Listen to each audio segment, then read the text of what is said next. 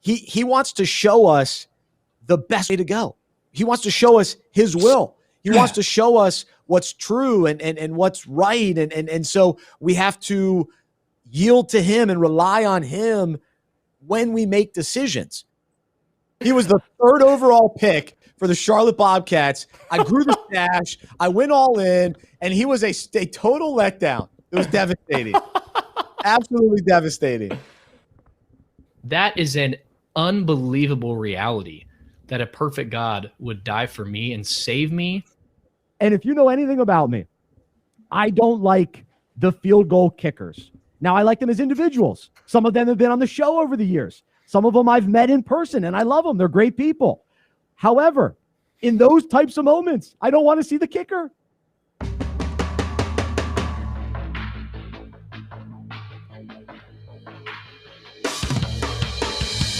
Welcome to the Unpacking It Live podcast.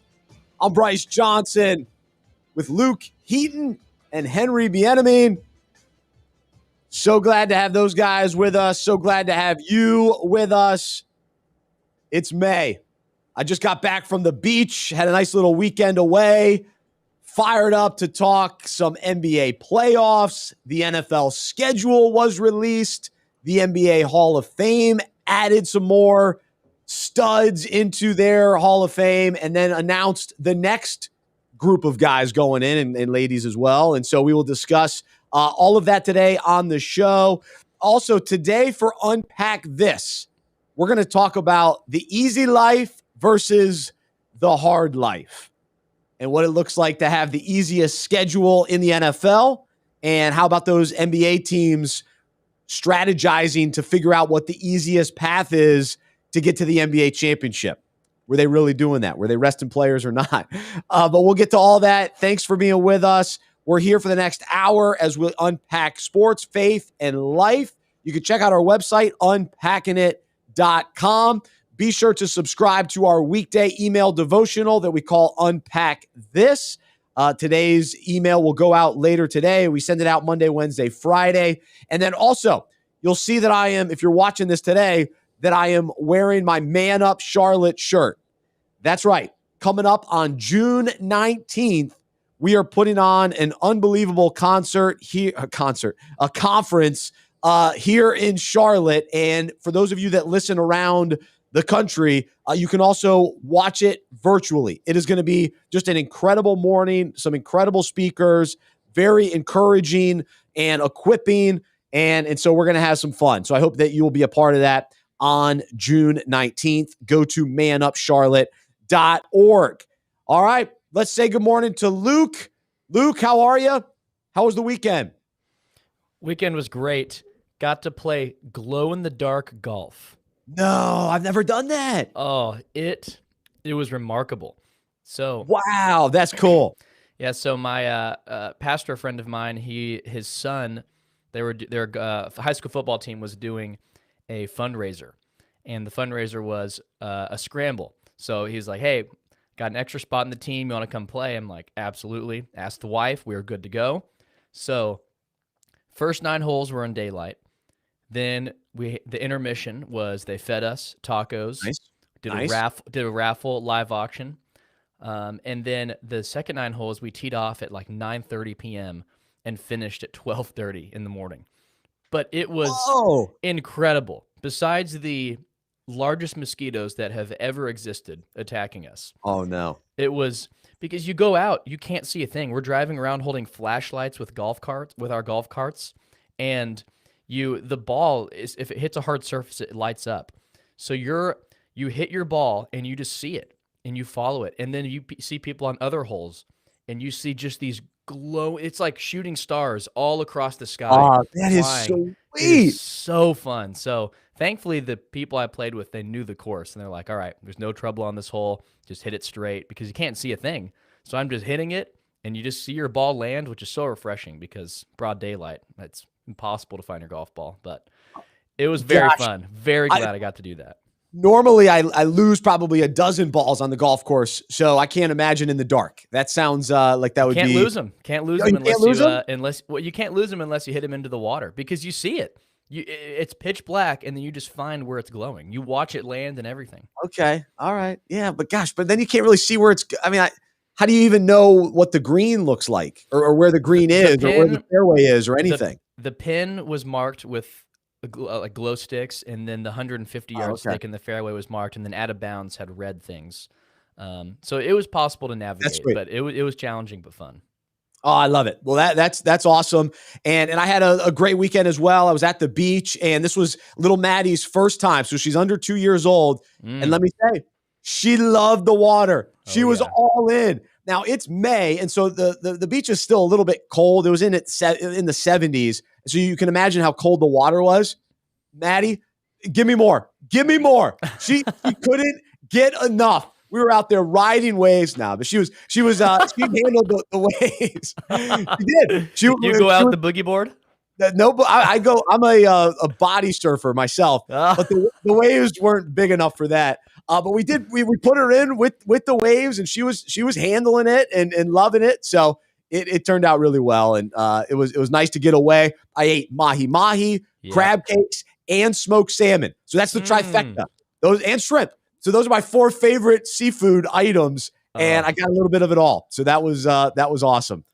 That's so when Madeline and I were there, we had, or she's not a huge seafood fan, but I love it. So I had she crab soup, and I had bowl after bowl after bowl after bowl, and then we tried to remake it here, and it was basically poison. Our attempt to remake the she crab soup in Hilton Head was atrocious. So we need to go back to the drawing board there. But Hilton Head's awesome. Hilton Head's so fun.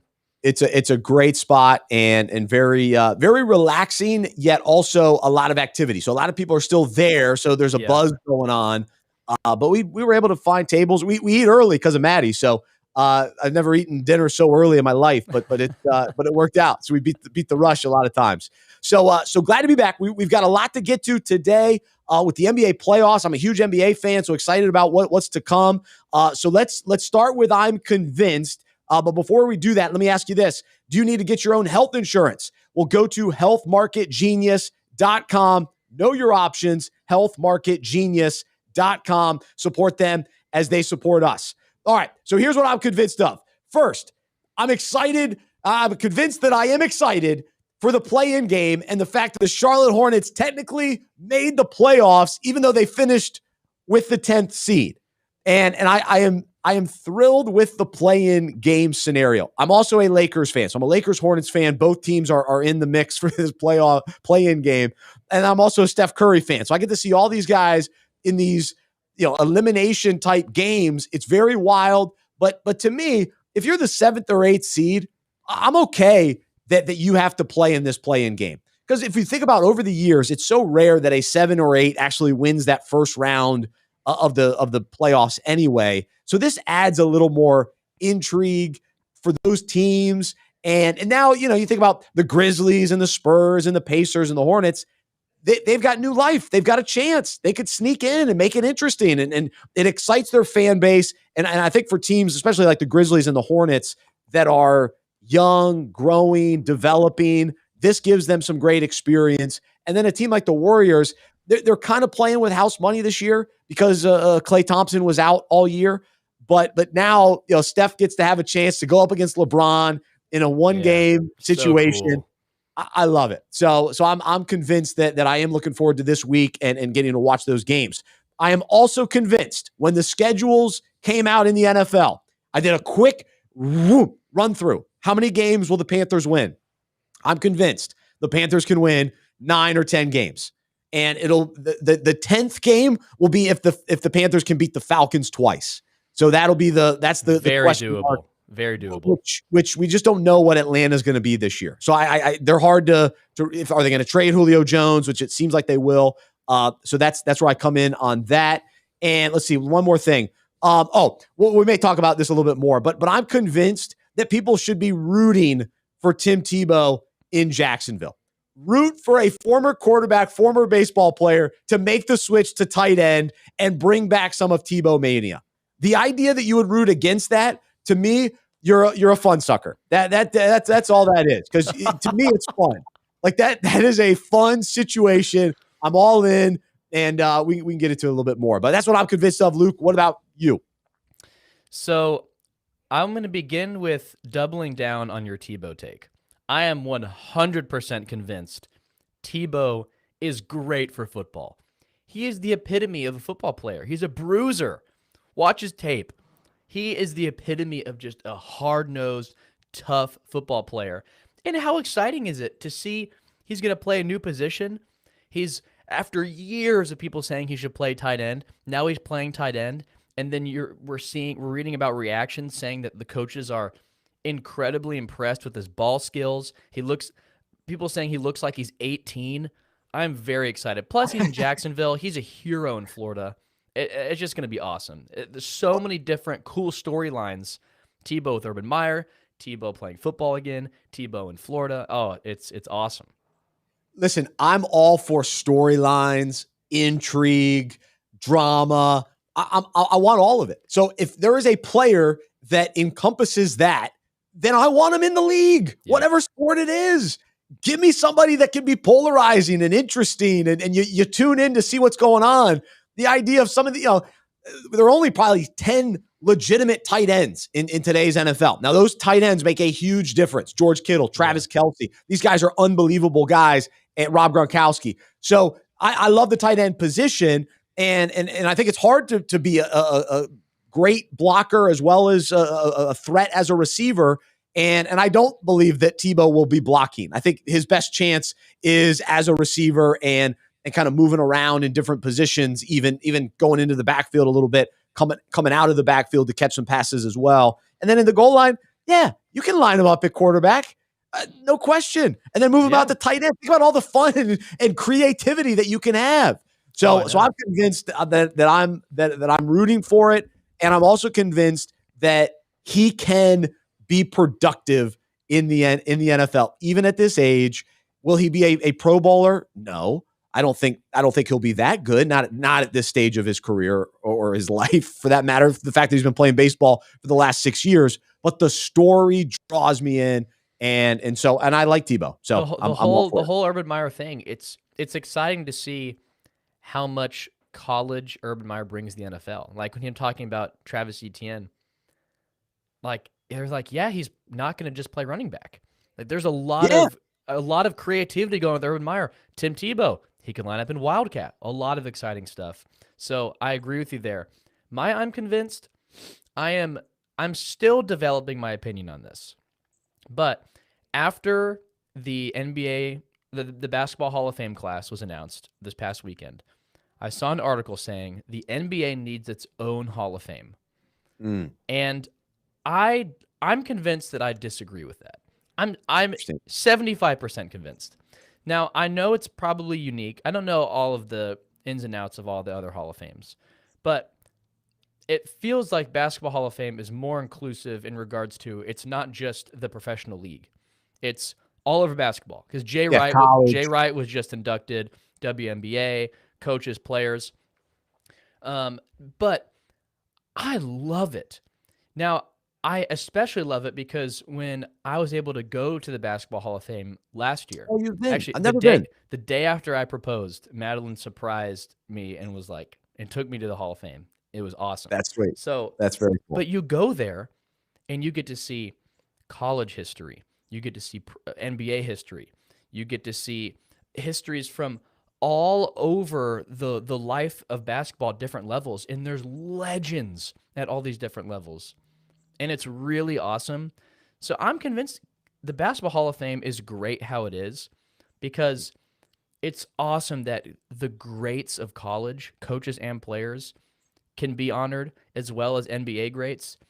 I will sympathize with if NBA players are routinely getting slighted because college coaches are getting in, for example, there could be changes made. But I love the way the Basketball Hall of Fame is set up, because it allows for the rightful legends to be honored. So I think it's awesome. How do you feel about guys getting into the Hall of Fame while they're still coaching, or like broadcasters are still broadcasting? Mike Green, Mike Wilbon, we're still listening and watching those guys, yet now they're in the Hall of Fame. That's always made me interesting. So when Jerry Jones was inducted to the made you NFL Hall of interesting? Fame, it's made me interesting. Yes, Made you certainly. interesting. It's really made you interesting. Oh man, that was a verbal typo right there. Nice, Um, nice. So when Jerry Jones was inducted to the NFL Hall of Fame, it was interesting because I'm like, well, he still has plenty of career left. But Well, his certainly career's if never you're going to end. well, yeah, until, Careers will never end. So, until yeah. exactly. It's over. But it's I guess if you can only have the post-career Hall of Fame induction as a player.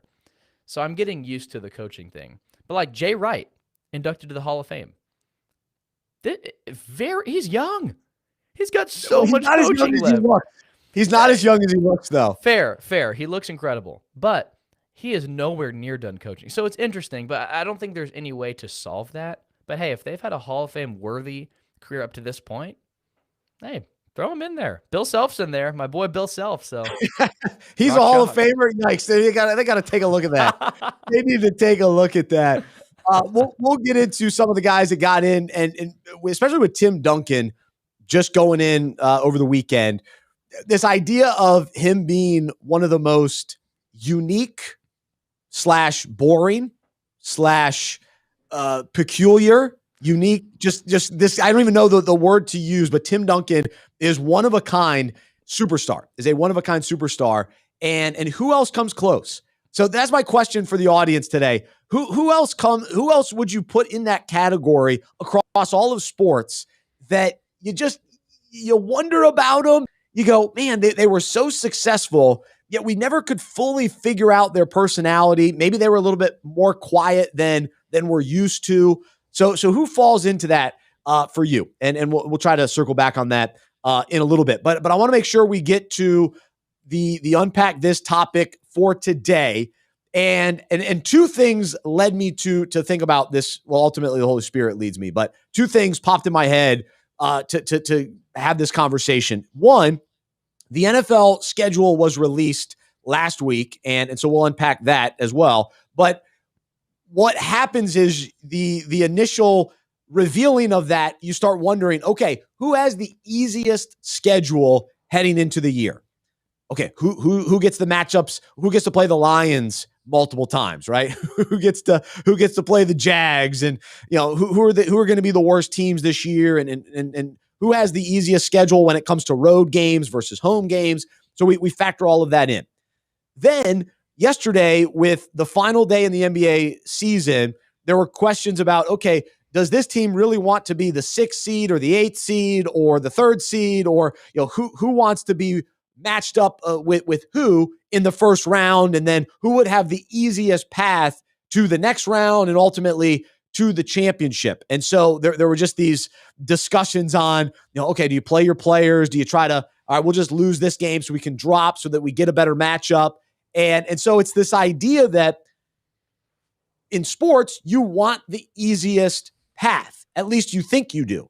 You want to play the easier opponents. You want the easy schedule when it comes to home games and when you get your bye week and all that sort of thing. And here's the reality. In life, our default and kind of where we go in our mind is, give me the easy path. What's easy? I want what's easy. I want easy Mac. I want the easy life. I don't want to have to deal with too many difficult situations. I don't want to have to go through hard seasons in life. And what do? We try to avoid anything that challenges us. Oftentimes we'll do whatever we can to avoid taking the step of faith that may lead us down a hard path, and that may be a challenging experience. And so we want the easy path to a championship. We want the easy life.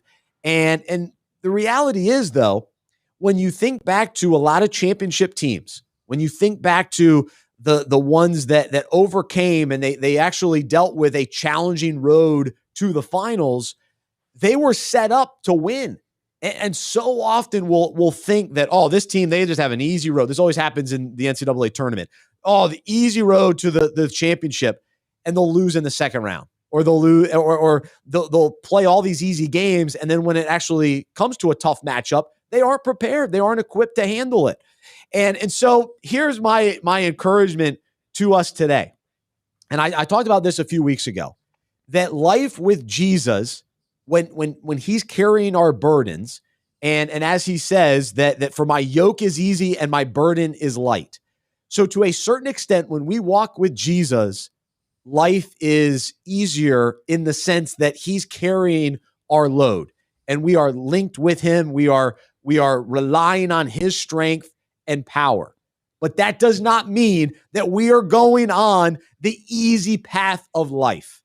Because when we follow Jesus, we're going to step out of the boat. We're going to deal with challenges. We're going to go through trials and things that make our faith stronger, that make our character more like Jesus. And that's the harder path.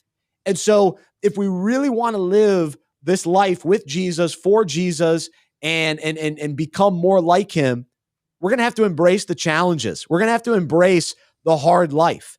Now, I think oftentimes our sin makes life more complicated than it has to be. And so I'm not talking about that, because sometimes we have hard lives because we've made poor decisions. I'm talking about embracing the challenge, embracing the opponents that we face. And so, a team like the Lakers, they don't care who they're going to play.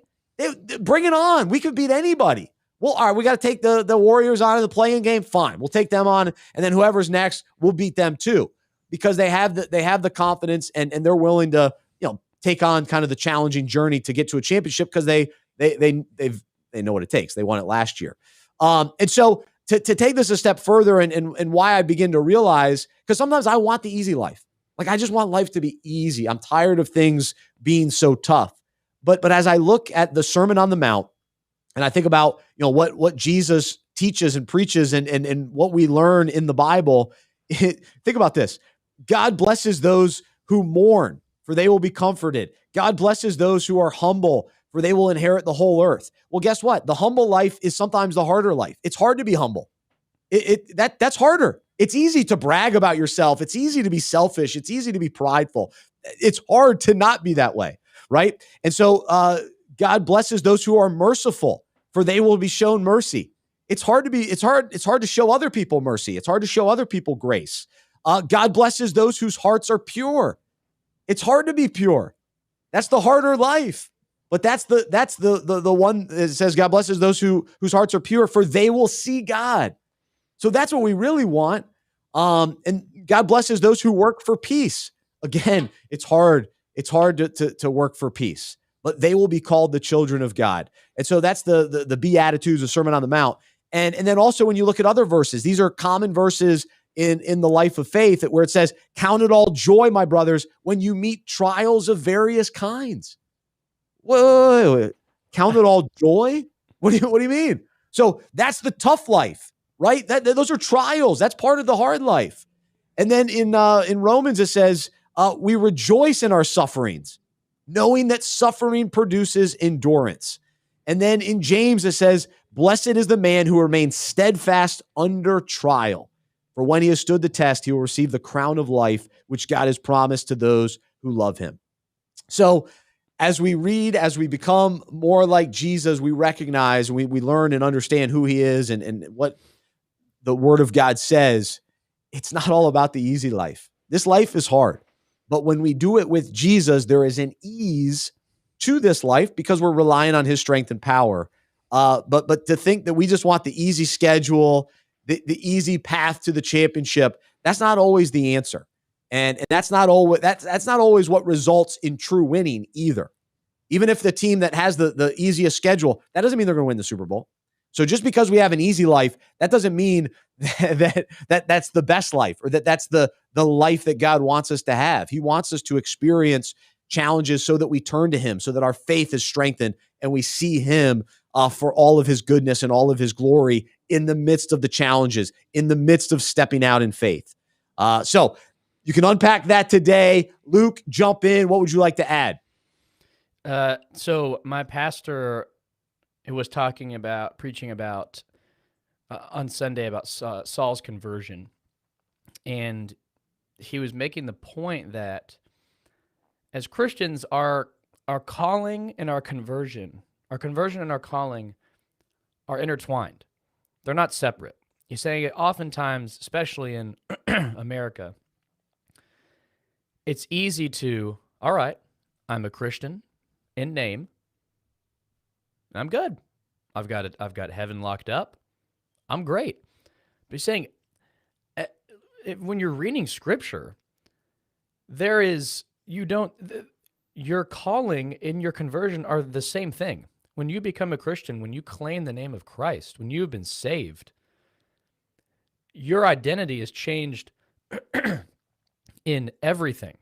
So Christ now governs. You being a Christian now influences completely your marriage, your money, the way you interact with friends, what you watch, what you listen to, how you communicate, how you operate at your job. There is nothing that is outside of the influence of your identity as a Christian when you claim the name of Christ. And that is so important to realize, because it's easy to just claim Christ and then, okay, well, yeah, I'm a Christian, but he doesn't have to influence what I do over here. No. You being saved from death to life, you being given the Holy Spirit changes how you operate and how you think and how you do in every big thing and every little thing. And of course, that's enabled by God's grace and the Holy Spirit. But Christianity is not in the business of cheap grace, of just claiming the name of Christ and doing your own thing.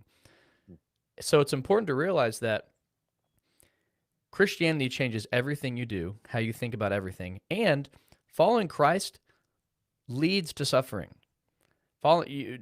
People don't claim Christ to have an easy life.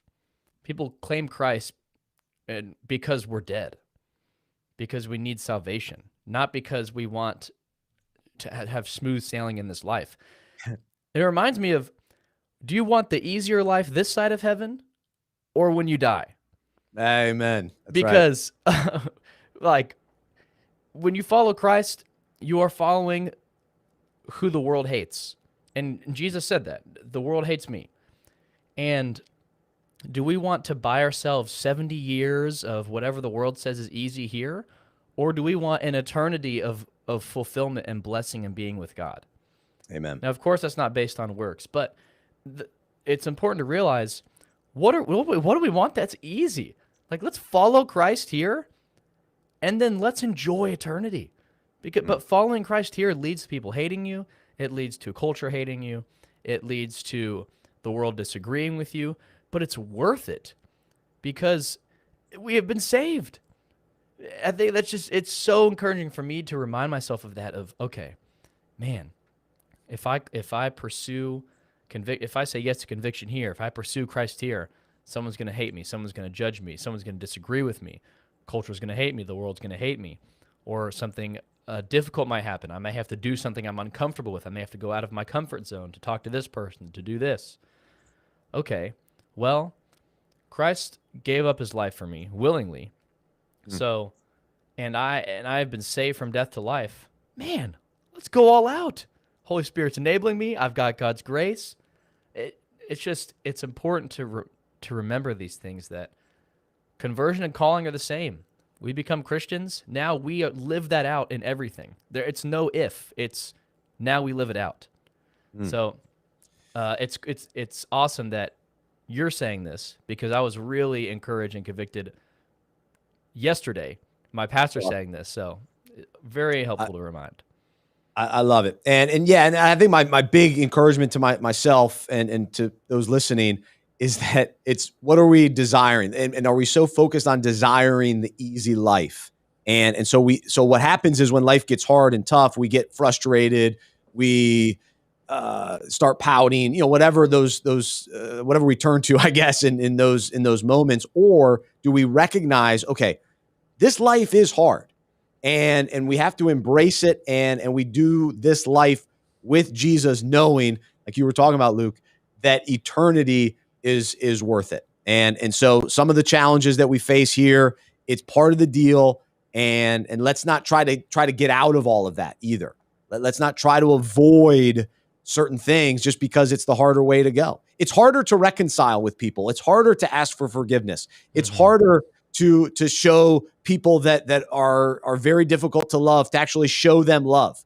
But guess what? That's the life of Jesus. That's what Jesus did while he was here on earth. And so if we're following his path as his followers and apprentices and disciples, then that's what we choose.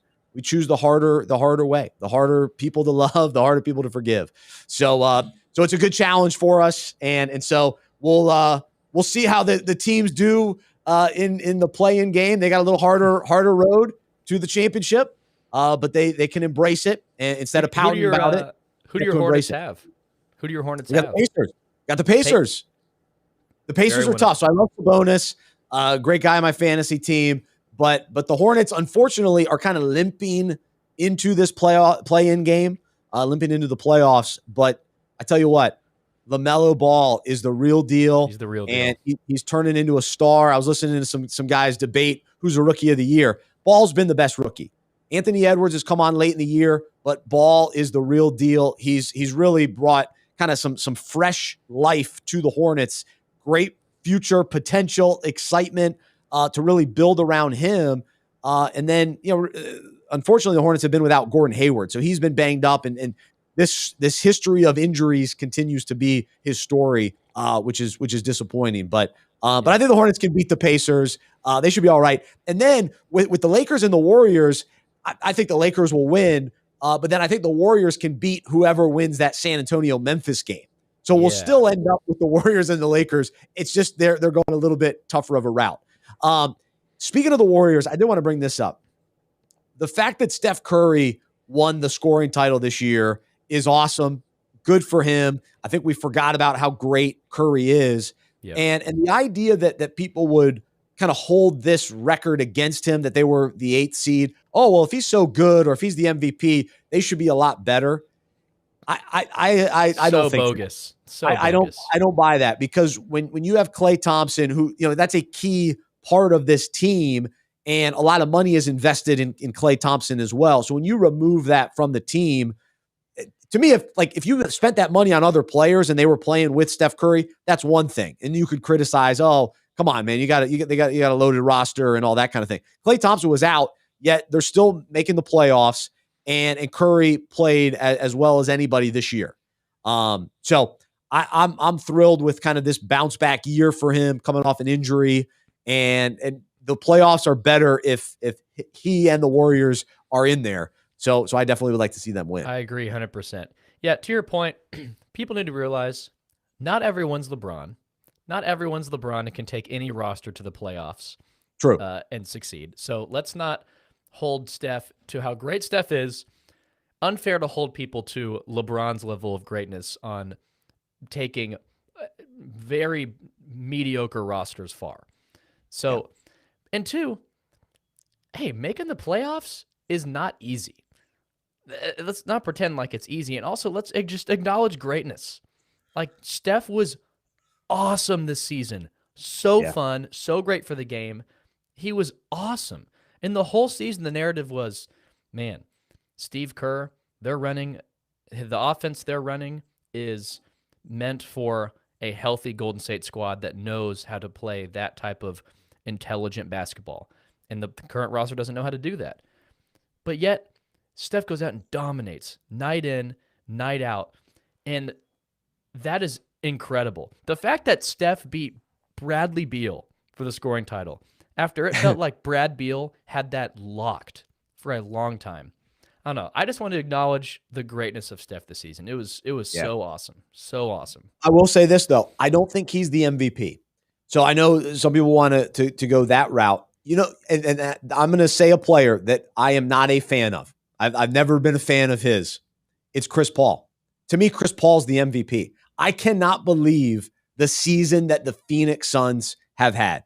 Now, Monty Williams is a great coach, and what a story for those that most likely are familiar. He lost his wife. Actually, no, he didn't lose his wife, because I remember in his funeral, he said, "We know exactly where my wife is. She's in heaven." But Monty Williams, his wife died years ago, And so he stepped kind of away from the NBA to then go back into the NBA, coach the Suns. This is an incredible story. But to me, what Chris Paul, to go from Oklahoma City, where they were actually competitive when he was there last year, to get them to this point. Now, I think he's a great regular season player. When it comes to the playoffs, I thought those Clippers teams underachieved. And so Chris Paul has to take some of the blame for that. But to me, that he's the most valuable. He was so valuable to the Suns this year to take a young roster, and they were an 8th seed, I think, last year. They were kind of in that bubble team, whatever they did last year with how they made it. But to then take them to the top of the Western Conference is just remarkable. So that's my MVP. What about for you? Yeah, it's been very fun. I just love seeing really bad teams get out of the dumps, regardless of my fandom. Like, man, poor Phoenix, just for year after year, missing on high, or at least people thinking they continue to miss on lottery picks. They continue to miss. They're bad.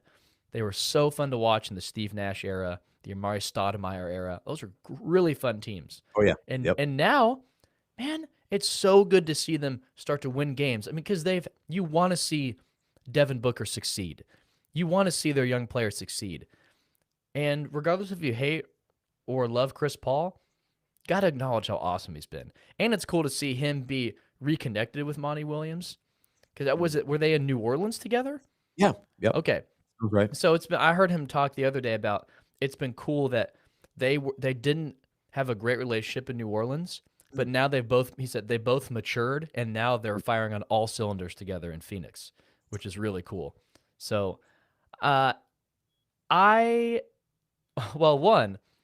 always have to plug my boy Luka because he is one of the highest usage players in the NBA and puts the Mavs on his back night in and night out. Usage, whatever that means. What are we doing? He's always got the ball. He sets people up wide open shots. The roster's not incredible, and Porzingis has just been a roller coaster. So I got to plug my boy Luka. He doesn't get enough. He's not getting enough credit right now. But I don't know. The Joker has been awesome. Embiid's been awesome.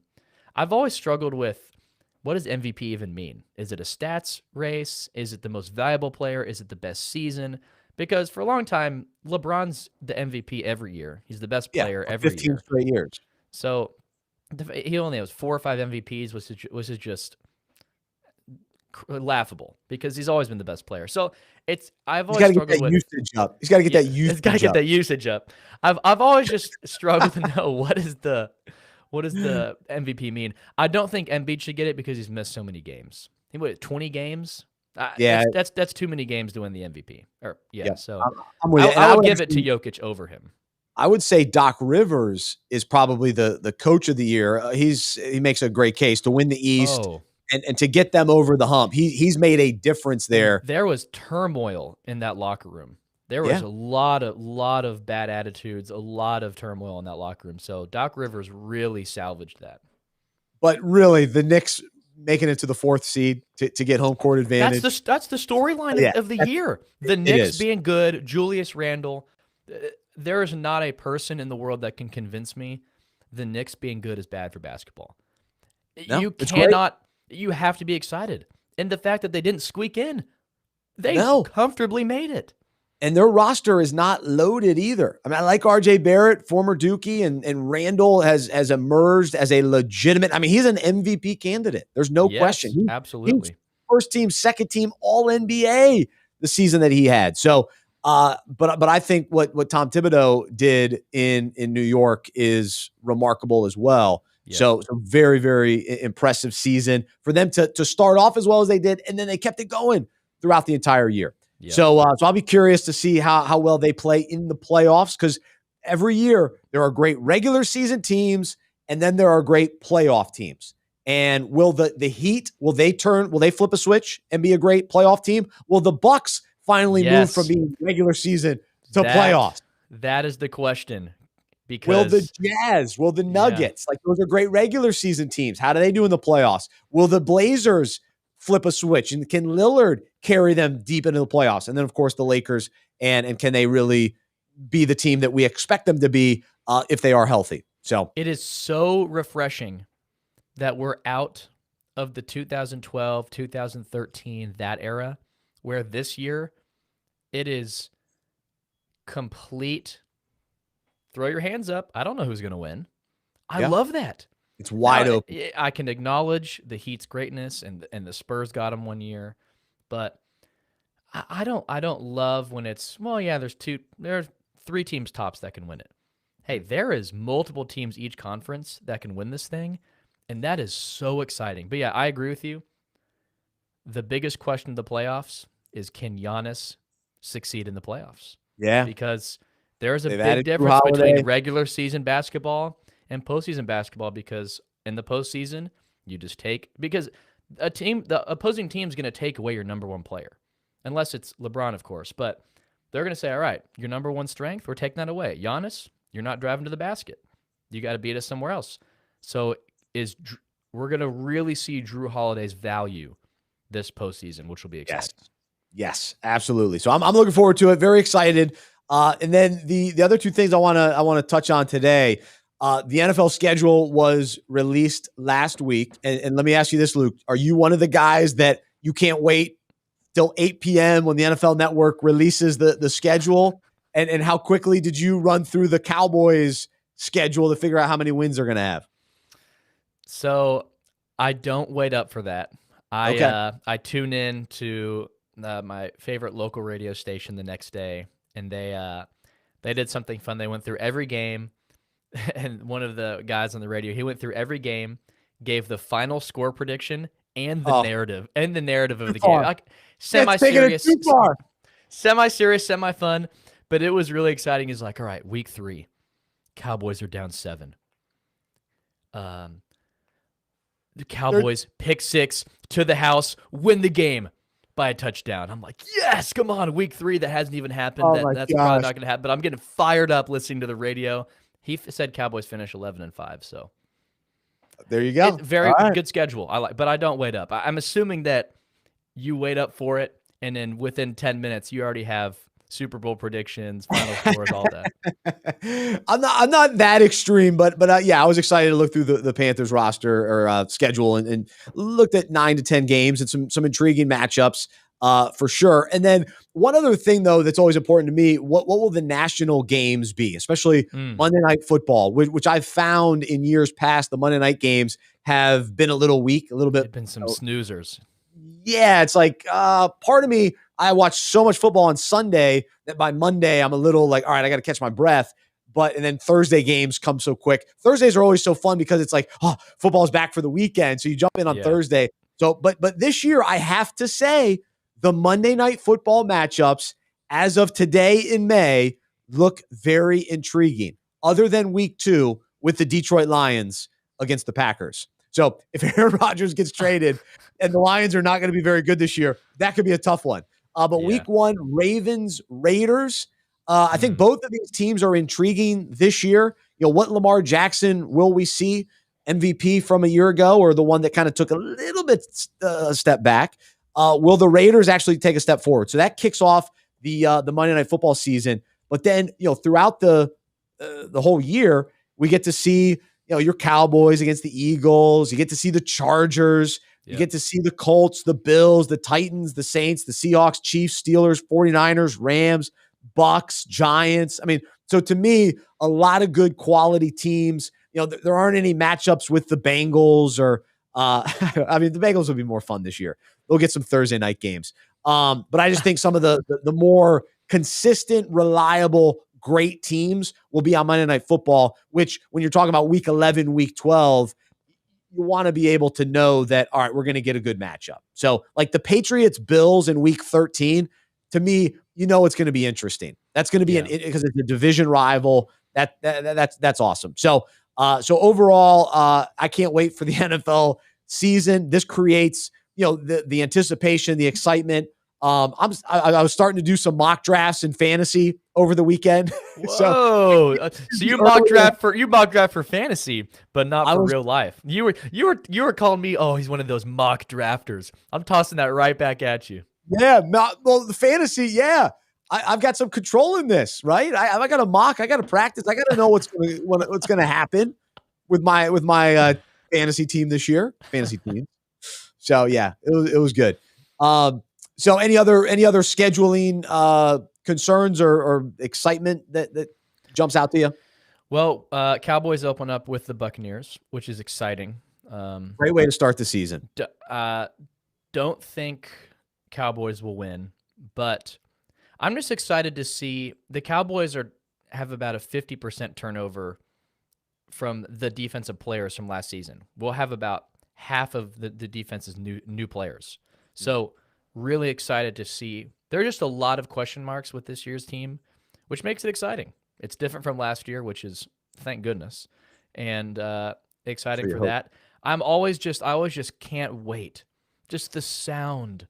Like when you've gone without a sport for so long, there's just certain sounds that are like, oh, it's the equivalent of seeing the leaves change in the fall, and the leaves are falling, and the colors are changing. You hear that sound, and you're like, oh, it's go time. To me, it's Troy Aikman and Joe Buck. Man, when I hear their voices, man, when they're revving their engines, I'm getting fired up. When I hear their broadcast for the first time, it is music to my ears. So I cannot wait for that.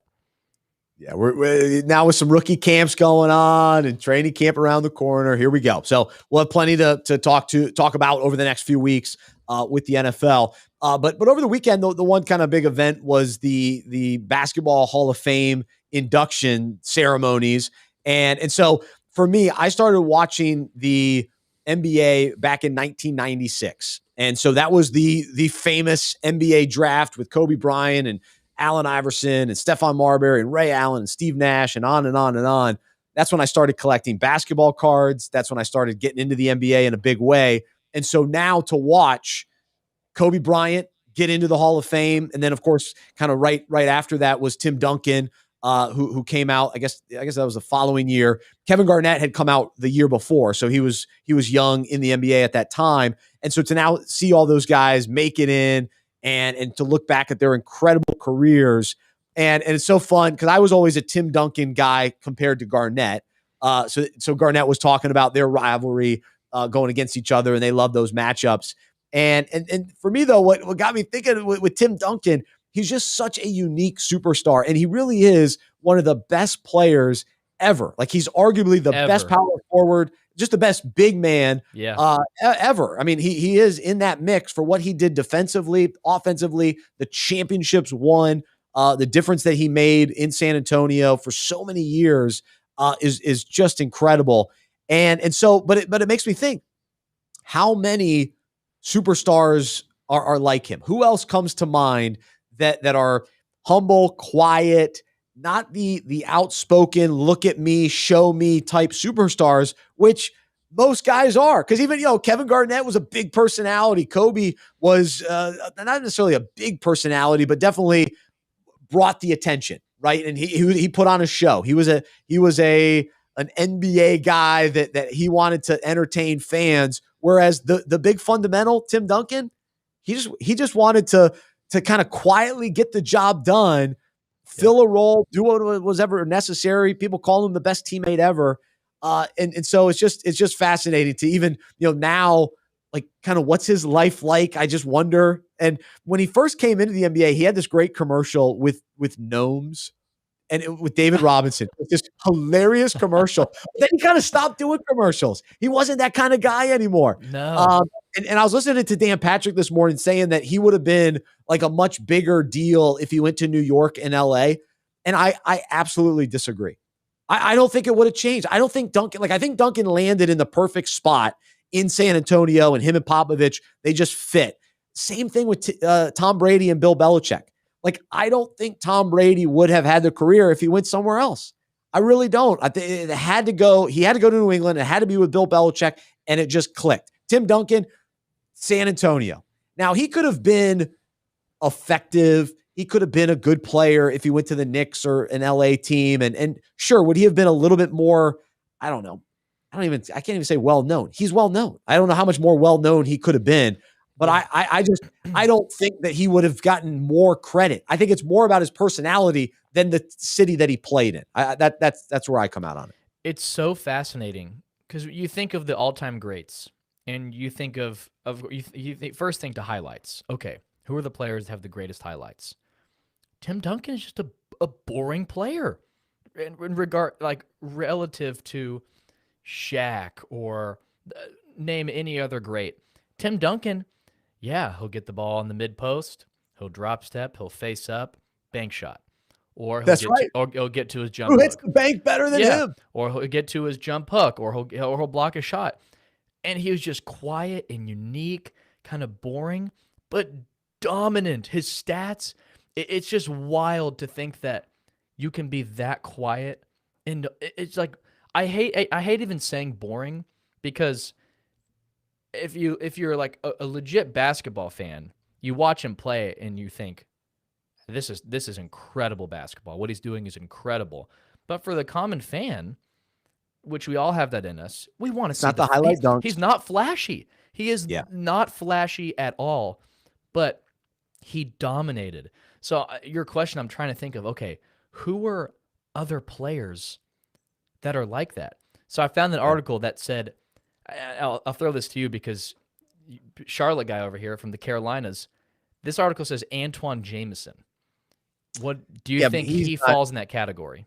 Obviously, the greatness is a different level, but it's hard. It's so hard to think of players that are like that, because you reach that level, and a lot of people reach that level, and they're also able to have insane highlight plays, flashy plays, like crossovers, dunks, big time step back threes. But him, Tim Duncan, I'm just going to dominate you in the post. I'm going to do everything I need to win.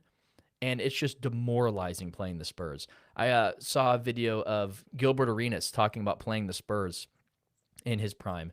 And he was saying, there's some games where I can go out and I know I'm going to dominate. But every time you play San Antonio, you know you're going to be exhausted, because their team defensive scheme, San Antonio just doesn't make mistakes. Gilbert Arenas said, they don't make mistakes. I know that I'm in for an exhausting basketball game. And that's true. Tim Duncan, he just does every night. He does what needs to be done. Doesn't make mistakes. He's going to go out and get 25 and 12 every night. Then you got Tony Parker, Ginobili, Pop.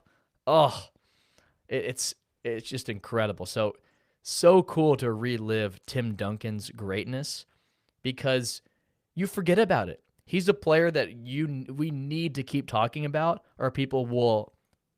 He's a forgettable great, if that's even possible. I know. He's forgettable. Yeah, I think that Andrew Luck was on that path, kind of a quote-unquote boring superstar, but he just didn't get to that level because he retired early. And then, Joe Flacco's a Super Bowl winner. He's somewhat of a boring character, but again, not at the level of Tim Duncan. I think John Stockton was somewhat of a boring player, personality-wise, but great as any point guard ever. So it's interesting. I'm curious, any other listeners who comes to mind that would fit that category? Like Eli Manning, possibly. But he had he was just so sporadic. He was so high and so low, where regardless of if he was playing bad or good, he was like, man, Eli Manning's all over the place. And then he is famous for the Eli Manning dumb face and... Yeah, I mean, I think Ryan Tannehill is kind of that way. He's playing great in Tennessee, but yeah, not the big personality. So there are some guys out there, but it's so fascinating that the players that we are as fans that we're drawn to, it's the Steph Curry who's taking his shirt off and going nuts and demonstrative, and he's become more and more that way throughout his career. It's the fist bumps, it's the Tiger Woods, those kind of guys, Bubba Watson, those are the players that draw the attention. And so right or wrong, that's the reality. But Tim Duncan, he blew everybody out of the water with the way that he was able to win and produce year in, year out, offensively, defensively. He's a legend, but in some ways is underappreciated as well. So there you go. Those are some of the big topics that we have this week. But each week on Unpacking It, we wrap up the show with some other fun and goofy topics. We call it Tap Drill. We bring on Henry. Henry, welcome. How are you, man? Where are you? There you are. All right, go ahead, man. What's going on, boys? How you guys doing today? Doing awesome. Glad to have you. Both of you guys I- your hats I backwards. know. What is Mitch commented. He said, "Rocking the backwards hat, bold play," and we've got 2 out of the 3 rocking the backwards hat today. So feeling What real is bold on the happening? show. It's really going boldly into the podcast today. What do you think you are, Matthew Stafford? Okay, Are we jumping so on the I Rams so I will bandwagon say here? I will say I take pride in how to wear a backwards hat. So I think we're gonna get into some hat philosophy here. So Now, last week you talked about bringing hats back, so now you're taking this a step further. So you have the floor. So Henry and me are doing it the right way. So here's the thing. One, the fitted cap, I am completely out on. In middle school, I was a fitted cap guy. You get the size. You got to have the strap, the snapback, or the Velcro now as you age. That's my opinion.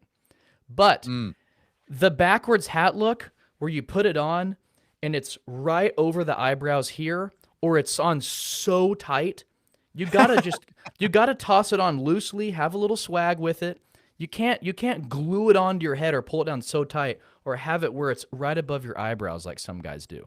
So you got to be delicate. You got to be strategic with how you rock it. So I'm proud of Henry and me today wearing the backwards hat look with some swag, because it's high risk, high reward. Well, to me, the backward hat should be a fitted hat. So both of you, neither of you have a fitted hat, but you still are wearing it backwards. So I'm from the Ken Griffey Jr., Fred Durst era of the backward hat, and so that is the fitted hat. But I haven't, since Ken Griffey and Fred Durst don't matter anymore. I don't rock the hat backward anymore. That's your torch to bear now. That's it. You have the baton. You have the baton. You got to finish the race. I got to keep it alive. Keep it alive, man. I wore a hat all weekend, so there you go. I was on vacation. I was vacation, Bryce. I had my Hawaiian shirt and my hat that's on. right. All right, That's there right. you go. You see, And the sunglasses. You don't want to be noticed on vacation. That's what you're saying. Come on, you don't want to be seen. It's your days away. And besides, backwards hat doesn't go with the Hawaiian shirt. Not on the beach, anyway. No, it doesn't. So you just got to go shirt. You just got to go shirt off then. Got to go shirt off then. Backwards hat. There you go. Well, yeah, I was shirt on the beach guy for a little while, but I hate to admit that. But sometimes I don't want to get that initial burn, so I keep the shirt on for a little while. 100%. Shirt on the beach is good, as long as you're not button down guy on the beach, Mr. Business Trip guy while going on vacation. You got to let loose. I don't want to see any long sleeve button downs. I don't want to see any slacks. No collars on the beach. No way. I'm with you. I totally agree. So we can agree on that. You guys look fine with your hats. All right, you're all set. So Henry, let us hear the questions for Tap Drill. All right, boys. Tap drill on deck. First tap. We got some people actually on their way out of the business. A couple of them we're going to get into. First off, Kenny Mayne, after being with ESPN for close to 30 years, I believe, if I'm not mistaken, he was with ESPN, then he left, and then he came back. And so now he's calling it quits at ESPN after almost 30 years. You could see his article on yahoo.com. So my question to you boys is, who is your favorite ESPN personality? So I grew up in the Kenny Mayne, Dan Patrick, Keith Olbermann, Rich Eisen, Stuart Scott era. So those are the GOATs, and my favorite is Dan Patrick. So I still listen to his radio show as many mornings as I can, even though I disagree with him on Tim Duncan today. DP is still my favorite anchor, but I love Kenny Mayne. I'm sad to see him go. I was watching him on SportsCenter this morning, and his style is so unique. And I will say that Neil Everett has been able to carry that torch a little bit, kind of being the dry, sarcastic sports anchor or SportsCenter anchor. And so, but Kenny he's the best. I'm fascinated to see where he'll end up next, because I don't know. I still think he's still an anchor. Like I don't see him hosting a show. I don't know what else he'll do. He's done some acting and he does commercials and all that, which he's fantastic at. So I listened to him on my way to the beach. I listened to an interview he did with Dan Le Batard. It was great. So I'm all in. So I grew up after the Dan Patrick era on SportsCenter. So I missed it completely. So we talked about it a few weeks ago. So I went back recently and watched clips of the Dan Patrick SportsCenter, which was awesome. But good for you. So my answer is twofold. One, I've always loved the Neil Everett Stan Verrett duo. I think they're so good together. But the favorite is gotta be Stuart Scott. Gosh, and with his one-liners, cool as the other side of the pillow. The amount of times I have plagiarized that line. Oh, he is just Stuart Scott was one of the greats, and he just brought so much fun. He didn't take himself too seriously. He brought fun and life into the job. He wasn't Mr. Cocky guy, Mr. Prideful guy, Mr. I'm Big Shot Sports Center guy. It's, hey, I'm Stuart Scott. I'm one of you guys. So I love Stuart Scott. All right, there you go, Henry. What about you? I'm with Luke. My favorite ESPN personality it's got to be Stu Scott. God rest his soul. And always when he includes the quote unquote family members, the Ray Pookie and them, I love those. He was. I've never I'm like, okay, I'm gonna tune in for the Sports Center Top 10, get my sports on. But I would find myself feel like leaving a comedy show. It was just such a great blend of comedy and sports. Oh, he was just the best. He's up there for sure. He was one of my favorites growing up too. I liked Rich Eisen. He didn't stay there very long, but I liked Rich Eisen as well. Yeah. All right, Henry, what's next? Next tap, another TV great that's retiring is Marv Albert. He currently works the NBA on TNT. He's going to be retiring after the Eastern Conference Finals because TNT has the Eastern Conference playoffs. So my question to you boys is, as far as NBA goes, who do you like to hear on the broadcast the most? Me personally, it's my guy from MSG. It's Hall of Famer, newly crowned Hall of Famer, Mike Breen. Yes! Marv Albert! It counts. I like Marv. I'm a Marv guy. Kevin Harlan is right up there. What are you laughing at, Luke? Your impersonations are so spot on. The Marv Albert, your Jim Rome. Let's go. I've been listening to Marv a long time. I saw Marv Albert when I went to the NBA All-Star game when it was in Charlotte. I saw Marv behind the scenes and see. I didn't talk to him, but looking at him, watching him interact, he seemed like a nice guy. But he's had a great run. I think he is. I love when announcers are able to stay as long as they can, but toward the end, they do become forgetful. Like they just forget players' names. And so you want them to finish as strong as possible. And so you want to get out just before, you kind of really fade. But he still sounds great. And yes. So yeah, so I'm all in. I'm gonna go local reference here. Chuck Cooperstein. The radio voice of the Dallas Mavericks.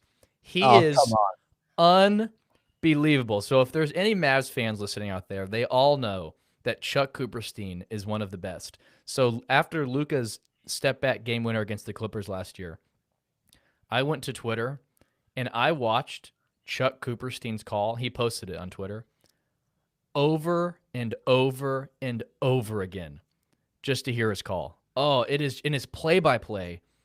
I feel like I'm watching the game when I listen to him. So I had to plug a local reference there, Chuck Cooperstein. But no love for your, huh? Eric the Collins. Hornets guy. Yes, the Hornets guy. He's famous on social media now because and there's clips of like they pulled the clip of him saying Bridges, and people will post clips of like people walking on a bridge. And then they'll play that clip over it. And he's becoming famous because he's so enthusiastic. He is absolutely incredible. His energy is unbelievable. No, he's very good. But Henry, I like Mike Breen as well. He puts it in. Bang! Yes! Bang! Oh yeah, he's bang. Sorry, I'm going back to Marv. You went to Marv Albert. I went back. Bang! Bang! Some of the greatest New York Knicks calls have been when Mike Breen has been at MSG. But Bryce, to your point, Kevin Harlan is really up there too. I don't know if you guys can YouTube it, but YouTube and it's not basketball, but YouTube the call that he made, and Luke would know about this, between the game where he had He got the game with the Giants and the Cowboys at MetLife Stadium, and the cat ran through MetLife Stadium. Funny. It was hilarious.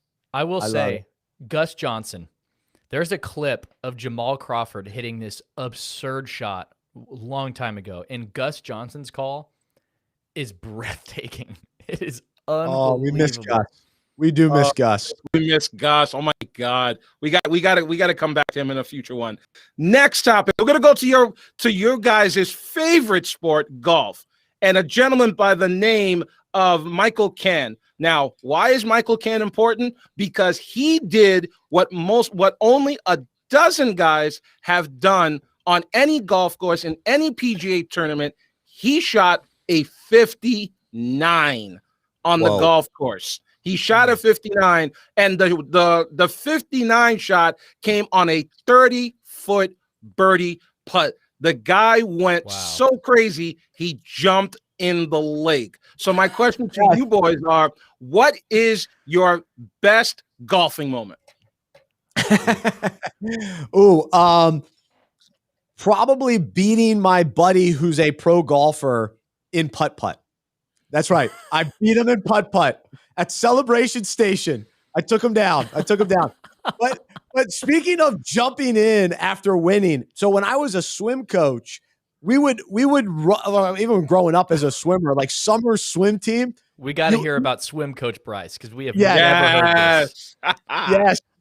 So anytime we won a swim meet, we change and put all of our clothes on, even though we're all in swimsuits, we're wet all night, but we put our clothes on and then jump back into the pool. So after the win, and you always try to get the head coach in the pool because he hasn't been in the pool all night. And so growing up, we pushed the coaches in. It was always very dangerous and very fun. And then I finally became the head coach, and then I would get pushed in, and it was always a lot of fun. So good for this golfer, jumping in the pond after the win. It's one of my favorite celebrations. Takes me back to summer swim team.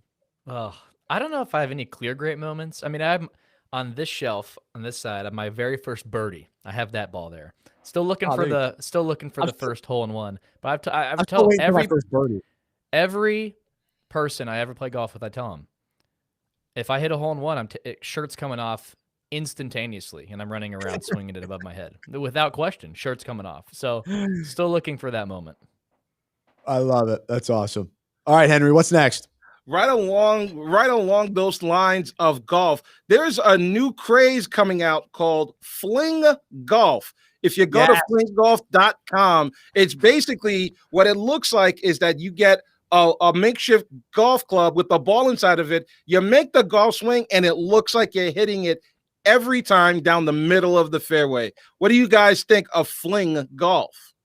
So I was watching Shark Tank Friday night with my mother-in-law. So Jody and her dad, they went to pick up some froyo. We stayed back to watch Shark Tank, and all of a sudden this Fling Golf product is pitched, and I'm in.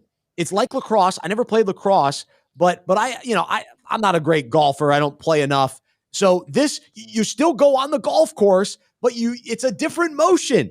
And I think it gives guys like me a chance. We don't have to be out there all the time, honing in on our stroke.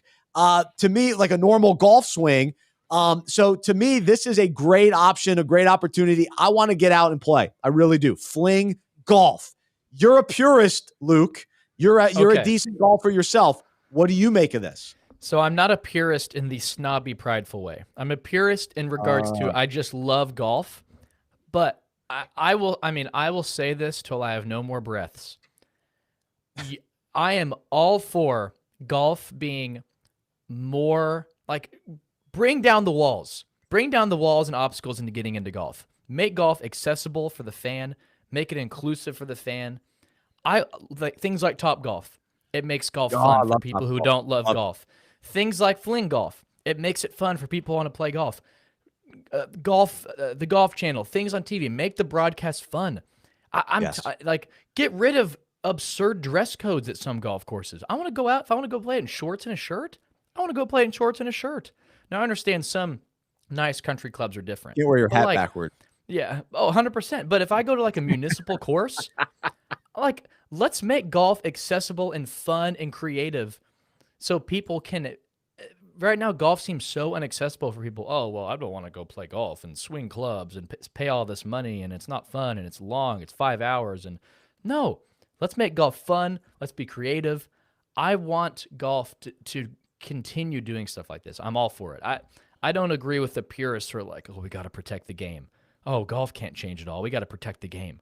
Like, no, you don't. Golf is going to die if you do that. Like, the fact that golf is so popular is because of Tiger Woods. And now we're entering the horizon of no Tiger Woods. So we've got to be creative again on how do we make golf fun and accessible to people. So we can't ride Tiger Woods forever. Well, true. And so that's like a whole nother topic, because the idea of fling golf, it's technically a completely different sport, really. So I think, Luke, you're on to something as far as adapting the actual, or change, being adaptable in the sport of golf. This almost takes it jumps the shark a little bit further to, I don't think this fits into a normal round of golf. You know what I mean? So like what you're talking about, what I've always wanted to try is the speed golf, where you just run to the next hole. Yeah. So it's not even necessarily how well you're hitting it. It's just how fast you're hitting it and how fast you're getting the ball into the hole. So I've never done it, but that to me sounds fun too. Anyway, I'm all for new, fun, creative things to get people on the course somehow into the golf world. Yes, there you go. I'm with you. All right, Henry, we good? If you guys got time for, actually, I'm going to call an audible on this, and I'm going to ask this question since we're going down the golf. If the three of us are on the golf course, who buys the drinks with the lowest score? With the lowest score, the best score? So that's the best score. Well. Let's think here. You're going this motion now. You're playing fling. If you played fling golf, I'm actually curious. And then Henry can use the golf club. We can all do 30 things. Henry can use a golf club that's like a cannon. You just set the club and it shoots out something out of the face and it launches the ball. Yeah. So Henry can do that. You can play fling golf. I'll do normal golf clubs, and that would be an interesting tournament. I'm down. I am so down for that. I'm here for that. That's right. Quick plug for the Unpacking It golf tournament in October. So keep an eye out for that. We're getting excited for that. All right, Henry, Luke, great job. Awesome show. Thanks everybody for listening today. Be looking out for the Unpack This devotional coming out later today about the easy life versus the hard life and embracing the challenges in life, because God uses those to grow us and change us and reveal himself to us. And so be encouraged even when life is hard. For Luke and Henry, I'm Bryce. I'm a sports fan who follows Jesus. I believe in the good news that he died on the cross for my sin. He was resurrected, and through faith, I've been saved by his grace. I hope that is true for you as well. And I hope you'll join me as we live life as sports fans who follow Jesus together. Have a great rest of your day. We will talk to you next Monday right here on the Unpacking It Live podcast.